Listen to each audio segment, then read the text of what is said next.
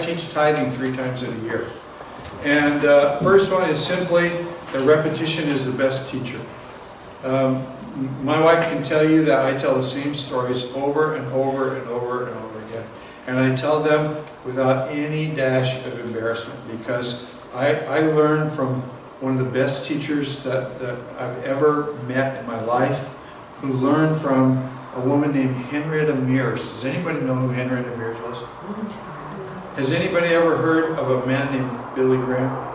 Yeah. Billy Graham was a tent evangelist for a thing called Youth for Christ, until Henrietta Mears came into his life, and all of a sudden he became Billy Graham.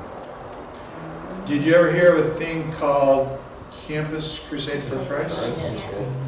Campus Crusade for Christ was one of 54 Christian organizations that got started by Henrietta Mears getting with 1, 2, 3, 4, 5, 6, 7, 8 people. Every Saturday morning she'd cook blueberry pancakes for 8 young guys, and she'd pick a different 8 every year. Some of them were kept year by year by year, but she spent time with 8 young men every week in 54 Christian organizations. There's something called Forest Home Christian Conference Center. The publisher I first worked with was called Regal Books.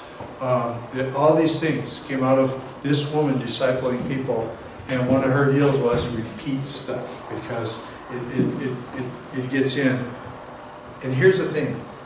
Some of you right in this room tonight have made a commitment to go back and teach tithing that you didn't come here with 2 hours ago. But there's something inside of you, because of our time together, and probably more important because of your time at the table, something changed. And Christian life is a series of commitments to Jesus. You know, the one who didn't require of you 2 years ago now does require of you. The opportunity that wasn't there before is now there. Each time it requires a different commitment. And so, as I repeat and teach tithing repeatedly, people need to do this, and it needs to happen over everything. You know, everything that you teach your people, you need to teach it repetitively and find different ways to make it interesting. I told you that I do this 3 times a year. I intentionally do it twice, in one time in a series, and I always tie it to stewardship. I don't just teach tithing, I tie it to stewardship. But I basically I ride on Malachi chapter 3 and Luke chapter 6. I want to make sure that those things. The other thing is, bring tithing into your other messages. You know, once I'll say something about somebody obeying and getting blessed, and I'll go, that's just like the way it is in tithing. That if you obey God, you get blessed, and then I move right on. I don't make it a tithing sermon. I spent 30 seconds talking about tithing, but I'll probably do that 10 times in a year. So it's just a regular topic. The next part I call Showcase Tithing and Testimonies. I learned from a man named Jerry Cook, who I think has been here before. Jerry passed away a couple of years ago, and actually when I was 18 years old, he was 25, I helped him start a church. That's how I got my start. And the last 5 years of Jerry's life, he would come to Hawaii every year, and he would always visit our church. And that was a really wonderful thing. I'd had him speak at conferences that I ran like this one, but I wasn't smart enough to ever ask him to preach in church. He would just come and show up, and we had a good time. But Jerry would always, but he would do it sporadically. He would do it like once every 6 weeks. He would have a member from the church take the offering and pray over the offering. And when the people in the church pray over the offering, they're going to tell everybody the blessings that go behind tithing. And so we've modified that a little bit. 52 weeks a year, somebody gets up and prays over the offering. And they're asked to give a testimony about anything. In other words, we don't really want to hear about tithing every single week. But whenever somebody does get up and say, I mean, there's a guy, a couple this Sunday, and she was an alcoholic She was struggling with it. She was real involved, and she was a registered nurse. They made quite a bit of money. He was a salesman for a steel company. They were doing very well financially, but she was a drunk. And after she got saved, and once things were going really, really good in their life, she went to a bar and picked up with some guy, and one of our pastors had to go and dig her out of the bar at 1:30 in the morning because the husband called up in tears. He'd been there and she wouldn't even talk to him. And she became really close to that pastor as a result, but she completely turned her life around. I mean, just God did wonderful miracles. She then began to start recovery ministries in our church, starting with alcohol, moving to drugs, getting to people who had been abused as children sexually, molested, and they're struggling trying to find their identity and maybe make a marriage work. She started 25 groups like that in our church. And so this one was in the big church, a couple thousand people. We were probably about 1,500 at the time. She had 25 groups going, so we hired her away from the hospital. She took a major pay cut to come work for us, but it's partly because she wanted to work part-time.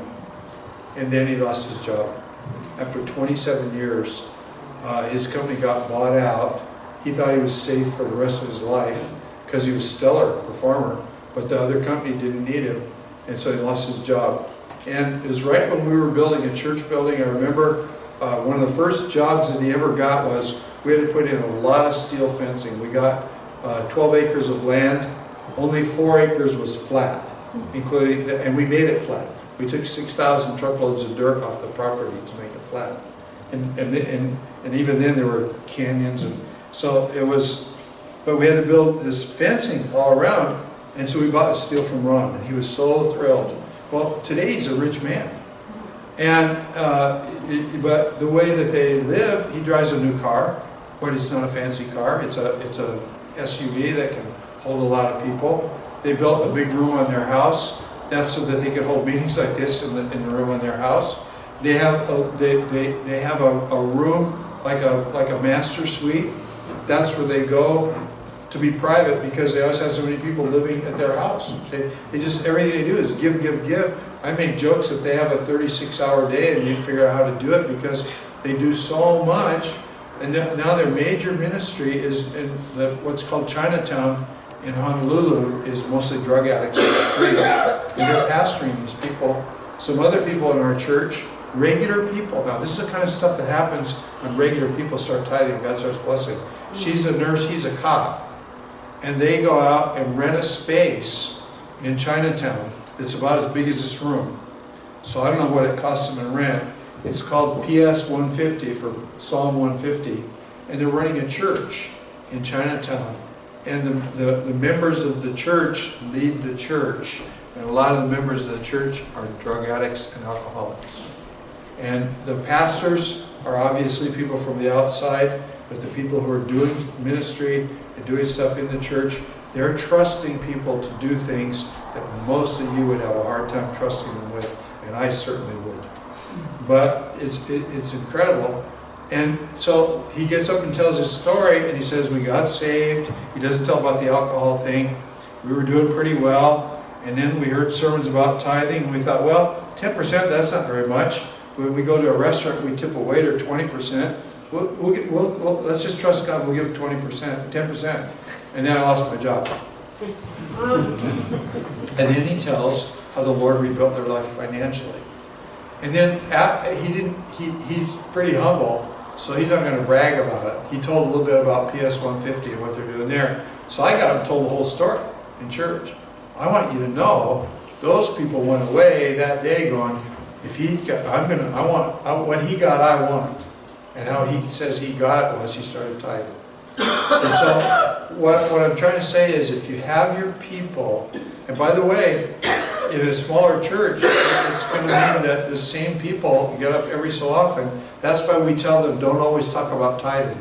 Just talk about something good that God's doing in your life, somebody you shared your faith with, whatever, and then pray for the offering. But I'm here to tell you that whenever they do talk about tithing, they're going to say things you would never say. You know, they're going to drill it. You know, If you're not tithing, you're missing the blessing of God. If you're not tithing, it's sin. You know, you know what? It is. It is. It's a commandment. If you're not doing it, it's sin. But I'm not going to get up and say that. I'm too, you know, weird. But they're going to say it, and so we do that. They'll teach tithing as obedience. They'll teach tithing and blessing, and they'll tell about other miracles in their life. But the important thing is they're the ones saying it. And so I can honestly say, you think that you come to church and all the pastor talks about is money? Well, today I'm going to prove that because I'm going to talk to you about money. But if you come back next week, I won't, because I talk about it exactly 3 times in a year. The truth is, though, probably 35 Sundays a year, somebody's up there telling you all the reasons why you should tithe, and it's biblical. And they ride Malachi chapter 3, because a lot of them, it's the only ones they know. I can't remember what it was, but I picked up something the other day, and it's like, wow, that's true, that's about tithing. And I've only been a Christian for 60 some odd years. I never knew that before. And one of the members of the church had taught it, so good stuff. And that's the end of that. And I want to do again what we did I have a longer teaching I'm going to do, but I want you to spend a few minutes, again, the same 3 questions. Here's what I liked, here's what I didn't like, and then here's what I think God's telling me. And be sure that you write down what you think God's telling you. And be sure this, that if somebody else says something that's worth writing notes on, you take notes, because I don't live here, you do. And what gets said at the table fits better than what I'm going to say up here. I'm really good at California and Hawaii stuff, but I'm not very good at England. So take notes.